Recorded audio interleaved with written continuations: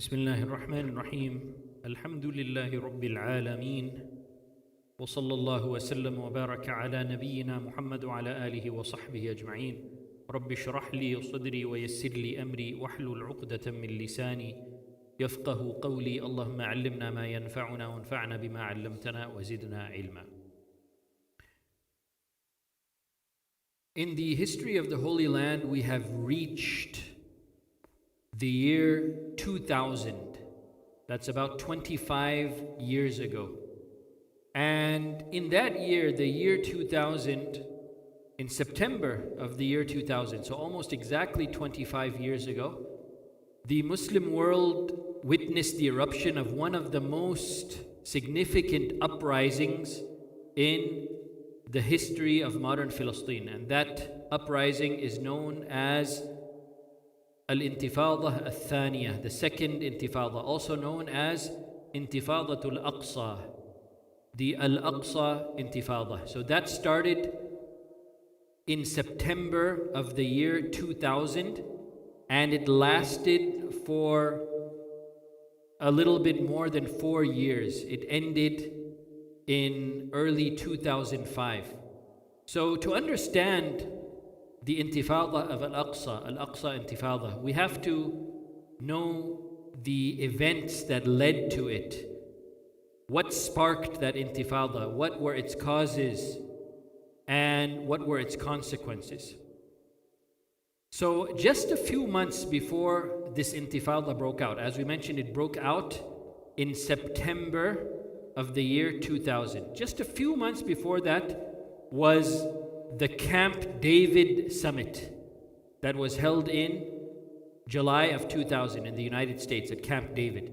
So the US president at that time, Bill Clinton, he brought together Ehud Barak, who was the prime minister of Israel at that time, and Yasser Arafat, who was the head of the PLO, the leader of the Palestinian Authority. He brought them together to try to again negotiate a peace agreement and to finally end the conflict. So they sat there, and this summit, it lasted for 2 weeks, from the 11th of July to the 25th of July in the year 2000. But at the end, no agreement was reached. And the reason no agreement was reached, because they could not agree on the issue of the city of Jerusalem. Who is going to control the city of Jerusalem and who has more rights to Jerusalem? They could not agree on the issue of Jerusalem. And because of that, these talks, they collapsed. So that was a failed process at Camp David in July of the year 2000. And that was one of the sparks that set off the Intifada. It was one of the sparks. But the main spark, basically the straw that broke the camel's back, that led to the actual uprising, was an event that took place on September 28th, the year 2000. So almost exactly 25 years ago. September 28th, 2000. What happened on that day? Ariel Sharon, who would later on become the Prime Minister of Israel, but at that time he was the head of his party, his political party, known as the Likud party. So on September 28th, 2000, Ariel Sharon, he, along with thousands of Israeli soldiers, they stormed the Masjid al-Aqsa compound with arrogance. And they did this as a type of provocation. They wanted to provoke the Muslims. They stormed al-Masjid al-Aqsa compound. So he came, and he had thousands of Israeli soldiers around him. And he said that this land is going to be under Israeli authority forever.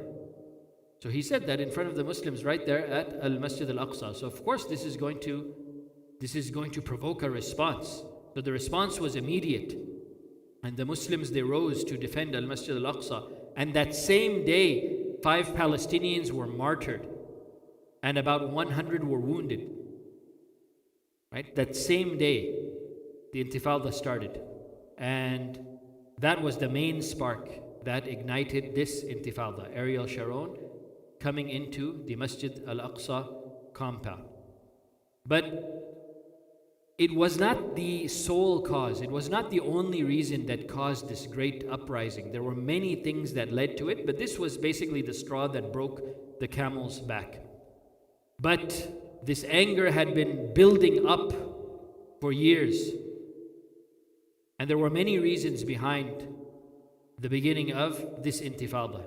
One of the reasons, as we mentioned, was the failure of the peace process. So many attempts at so-called peace between the Israelis and the Palestinians, all of these processes, one by one, they failed.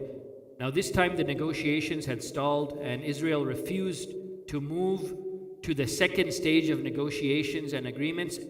And they said the only way that we will sit down at the table again to restart these talks is if Yasser Arafat reigns in the Mujahideen. There were so many resistance military operations still going on in Palestine. And Yasser Arafat, he tried to stop that, but he was not able to rein the Mujahideen in. So the Israelis, they said, if Yasser Arafat does not stop these resistance operations, these military operations, then we will not move on to the next stage of peace talks. So that was one thing. Also, the Israelis continued to expand their settlements onto Palestinian land. They would literally go and they would occupy the house of a Palestinian and kick that Palestinian and his family out, and they would say, this is my land now. And the Israeli government would support those settlers instead of supporting the Palestinians who were expelled from their own homes. So this continued, and these settlements actually expanded during this period of time. Also, Israel denied refugees, Palestinian refugees who had to take refuge in other countries, Israel denied them the right to return to Palestine. So if they wanted to return to their homeland of Palestine, the Israeli government refused them the right to come back to their homeland. And also before Sharon came in with his soldiers into Al-Masjid Al-Aqsa compound, before that, there were a number of smaller attempts from the Zionists to storm Al-Masjid Al-Aqsa. So it had been happening. There were a number of attempts, smaller attempts to storm Al-Masjid Al-Aqsa by the Zionists. But now Ariel Sharon himself, along with Israeli military officers, came and they stormed the compound, right? So you can see that the tensions reached a boiling point. There were many events that led to this new intifada, right? And Sharon coming in with his soldiers to Al-Masjid Al-Aqsa compound, that was what that was the straw that broke the camel's back. So the intifada, it started. Al-Intifada al-Thaniya, the second intifada, also known as Al-Aqsa intifada, the intifada of Al-Aqsa. So this intifada, Intifadatul Aqsa, it started at the end of September of the year 2000, and it continued. Operations continued every day. So after this intifada was ignited on September 28th, every single day after that, there were martyrs that fell. There were wounded from amongst the Palestinians who filled hospitals. There were children facing tanks with stones, right? This was happening every day on a daily basis.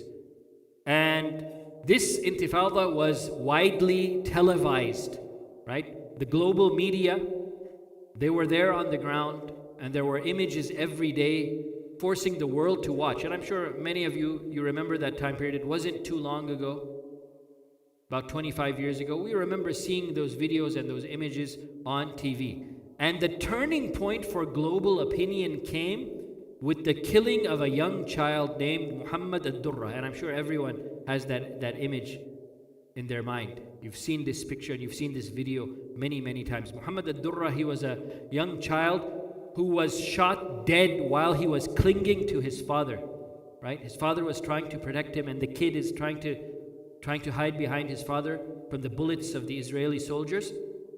But the child was shot dead, and the father was also injured.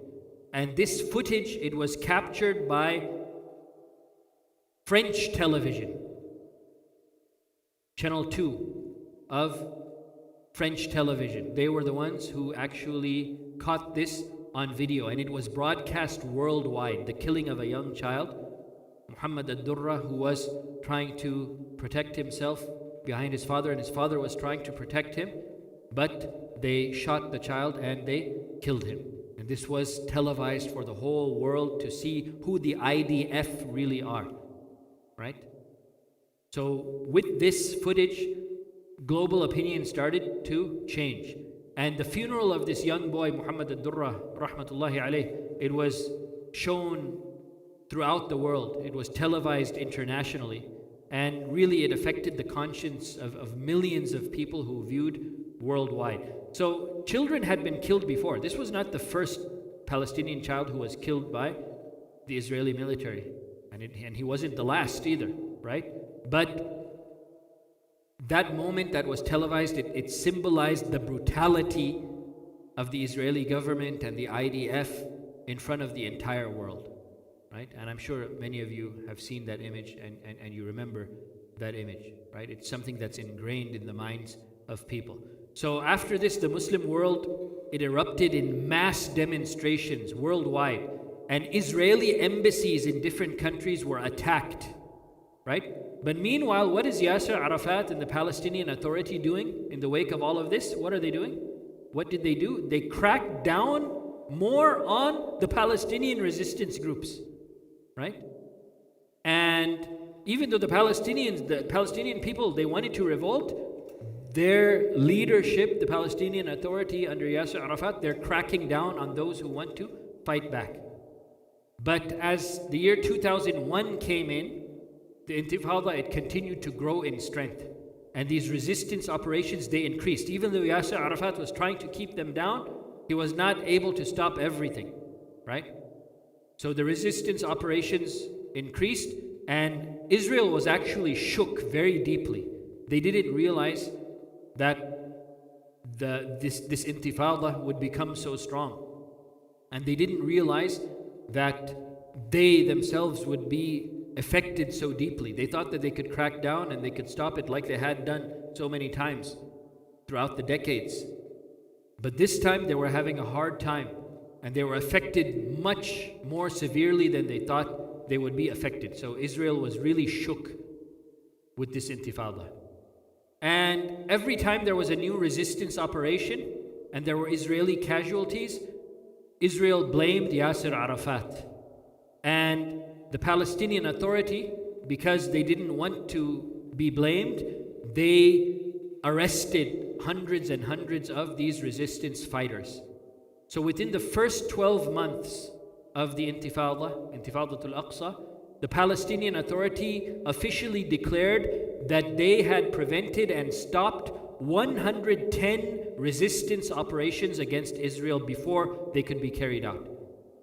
So they officially claimed, Yasser Arafat officially claimed, that we stopped 110 resistance operations against Israel before they could actually get off the ground. There were many more resistance operations that did take place that the Palestinian Authority could not stop, but they said that we did officially stop 110 resistance operations. So imagine if those 110 resistance operations had gone through, right? Israel was already feeling very shook, and they were already affected very deeply by the resistance movements that were going on. So imagine if you add to that 110 more resistance operations that could have taken place if Yasser Arafat did not stop them.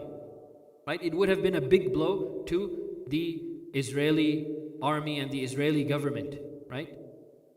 But Yasser Arafat and the Palestinian Authority proudly claimed that we prevented 110 of these resistance operations from going through. So you can see, they were really people of betrayal. They betrayed their own people.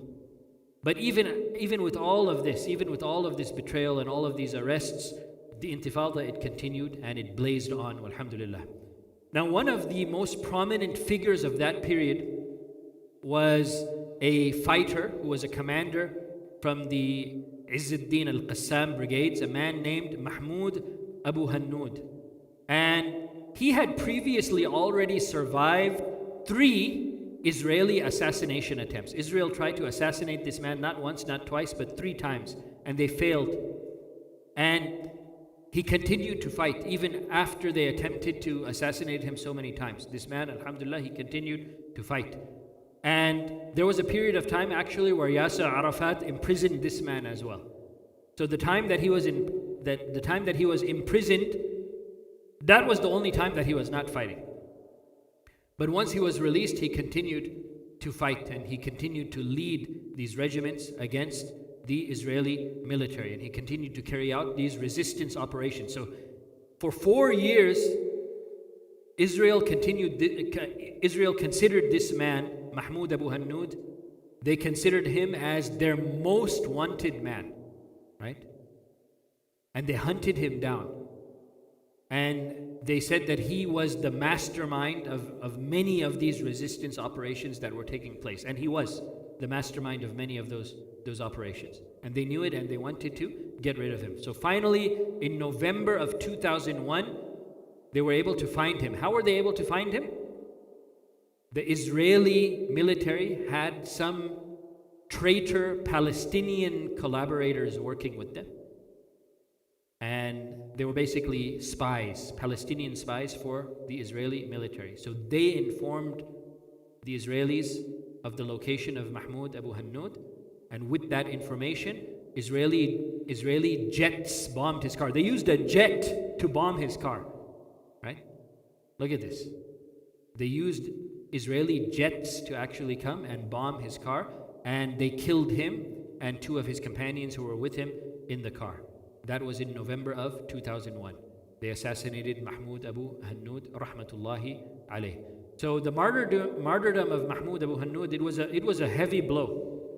But the resistance, they quickly reorganized, and within weeks, alhamdulillah, they were able to carry out a number of retaliatory operations against the Israeli military. And while these retaliatory operations were going on and the Israeli military was hit pretty hard, Ariel Sharon at that time, he was in the United States for an official visit. But with this going on, he had to cut his trip short, and he came back. And he said, when he came back, he said to Yasser Arafat, if you don't put a stop to this, then there will be no chance of any negotiations or agreements with us in the future.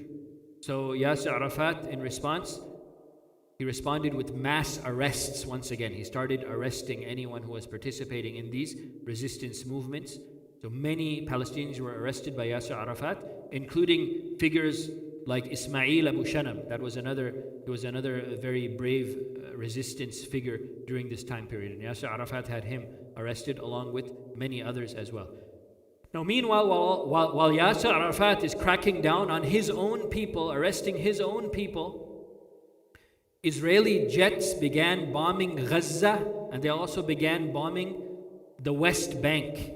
And they even targeted the headquarters of Yasser Arafat, where he lived and where he stayed. They even targeted the headquarters of Yasser Arafat, right? And this is very ironic because Arafat, to make these people happy, he was imprisoning his own people and stifling his own people in order to appease the Israelis, in order to make them happy. But in response to that, instead of gaining their pleasure, they tried to kill him too, right? And they humiliated him with this attempt. As Allah subhanahu wa ta'ala says, وَلَن تَرْضَى عَنْكَ الْيَهُودُ وَلَا النَّصَارَى حَتَّى تَتَّبِعَ مِلَّتَهُم. That the Jews and the Christians, they will never be pleased with you. No matter how much you try to make them happy, they will never be pleased with you until you follow their religion. If you apostate from Islam and become one of them, that's the only way that they will be pleased with you. But other than that, no matter what you do to appease them, they will never be pleased with you. Right? That's a lesson Yasser Arafat should have learned. But sadly, he didn't. So they tried to they actually targeted his headquarters. They bombed his headquarters as well. Right? They didn't kill him, but it was a humiliation for him. So by the end of the first 15 months of the Intifada Al-Aqsa, the Al-Aqsa Intifada, by the end of the first 15 months. So basically, by the end of the year 2001. What were the numbers in this intifada? 1,000 Palestinians had been martyred. May Allah subhanahu wa ta'ala have mercy upon them. 40,000 were wounded. And the way that Israel targets civilians, including women and children, when they even wound them, they aim always for the upper body, right? Because they want the injuries to be severe. So out of those 40,000 who were wounded, 65% had injuries to the upper body. And 40% of those injuries were inflicted by weapons that are internationally banned, right? Weapons that are not even legal. And 40% of the casualties, 40% of the Palestinian casualties were children. Can you imagine that? 40% of the casualties were children. So you can see that the Israeli military, they do not distinguish between combatants and non-combatants. They're ready to kill everybody, whether you're involved in the fighting or not. You know, they don't spare women, children, elderly. They don't care about any of that. Right? They're happy to slaughter everyone in their sight. So this was the way of these people for so many years, and it continues to be their way today. But Israel also faced a lot of heavy casualties as well. There were 200 Israeli deaths, and thousands of Israelis were wounded. Tourism collapsed. Tourism in Israel collapsed during that time period, right? And that was a heavy financial loss upon the Israelis. They lost over $1.5 billion in projected tourism income during that period. 40% of the settlers, Israeli settlers, evacuated their settlements in Gaza and the West Bank. Alhamdulillah, right? There were a lot of settlers who had come into Gaza and come into the West Bank to illegally claim that land, but because of all the fighting that was going on, they ran away, right? Trade with Gaza and the West Bank dropped, and during this time period, this was such a big financial hit on Israel. It was costing them $16 million per day. And the total losses within this time period totaled $4 billion, right? So huge financial losses. And also, 1 million Israelis during this time period, 1 million Israelis fled from Israel. And they relocated to Europe and to the United States, right? And this really shows who the land of Palestine belongs to. Israelis, whenever there's a war or there's a conflict or there's bombing and there's fighting, they run away, right? They ran away. 1 million Israelis ran away to Europe and to America. But as for the Palestinians, they don't run away. They know that this is their land and they're willing to die in their land, and they stay in their land. They stay in their land. So I mean, this really gives you some insight regarding who are the real people who have the right to that land. So during this time period, the end of 2000 and the year 2001, the first 15 months of the Intifada, 1 million Israelis cowardly fled from Israel, and they relocated to Europe and to the United States, right? As for some of the effects that this Intifada had across the Muslim world, the boycott movement really gained steam during this time period, right? There were global calls to boycott any company that supports what Israel is doing. So any company that sends money to Israel, that supports the IDF or supports Israel in any way, there were calls to boycott those companies. And many American companies fell on that list as well. You know, big companies like McDonald's, KFC, right? Big companies. There were calls to boycott those companies throughout the world, worldwide, right? So during that time period in Saudi Arabia, I was in Saudi Arabia during that time, right? And KFC, Kentucky Fried Chicken, it had become popular in Saudi Arabia during the 1990s, right? But during that time period, during the early 2000s, when Intifada Al-Aqsa was going on, Sales in KFC in Saudi Arabia dropped 80%. Dropped 80%. And sales in McDonald's dropped very, very drastically as well. There were McDonald's there in Saudi Arabia as well, in Mecca, right? And they started suffering as well, such that the local ownership of McDonald's there in Saudi Arabia, they had to come out with statements saying that we are privately owned, right? This is a franchise. The McDonald's in Saudi Arabia is a franchise that is privately owned, right? It's not part of McDonald's Global. It is privately owned, and we do not support Israel, and we do not support the IDF. They came out with all of these statements, but people just seeing that M, they said, no, this is McDonald's, we're not going to eat here. So the business of McDonald's in Saudi Arabia suffered really badly as well. So they came out with some promotions during that time period, right? They came out with these signs, billboards, where they would say, for every 10 riyals spent in McDonald's, for every 10 riyals spent in McDonald's, 1 riyal, 10%, 1 riyal will go to support the Palestinian cause. So these billboards were being placed by McDonald's all over the place, to restart the business of McDonald's in Saudi Arabia, right? So I remember one of those signs where it said, for every 10 riyals spent here, 1 riyal will go to the Palestinian people. I remember someone vandalized one of those signs with spray paint, and they wrote, 1 riyal goes to Palestine and the other 9 goes to Israel. They actually wrote that there. But of course, this was not the reality. But that's the way that people were thinking. So that's what they wrote. And that's how so many of these companies lost a huge amount of revenue during that time period. Right? And they say even in Egypt, Pepsi, which was very popular in Egypt, Pepsi went down, the sales of Pepsi went down 46%.